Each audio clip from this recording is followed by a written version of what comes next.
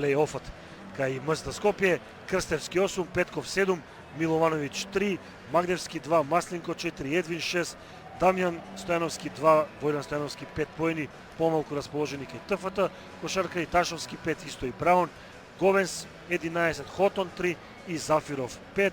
Од главната тимска статистика, под 35% шут одигра на ТФТ, под 50 на МСТ Скопје, 2 од 8 гостите за 3, 4 од 14, 2 од 8 домакините, 4 од 4 гостите, домакините да доминираат во скокот 23-13 и во асистенциите 10. Дамјан Стојановски 9, Дамјан Стојановски 4, Војдан Стојановски 9. На спротивната страна Говенс 13 поени, но главниот играч на ТФТ само 2 во третиот период со 4 лични грешки. Одличен Зафиров денеска, 2 тројки, 14 поени, Хотон 5. Зек Браун 8 поени со 2 тројки, Ташовски 7 поени со 1 тројка. И поени има 26 индексни поени како најкорисен на овој надпревар.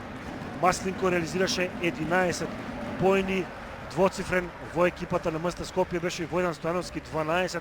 Одличен беше и младиот Андреја Доновски кој постигна само 2 поена, но имаше изворедни 12 скока. Едвин покрај поените имаше и 12 собрани топки под обрачите. МСТ Скопје го доби надпреварот во одбраната во второто полувреме кога го собре Говенс, главниот кошаркар на ТФТ, кој од 13 поени во тој период постигна 12, само 2.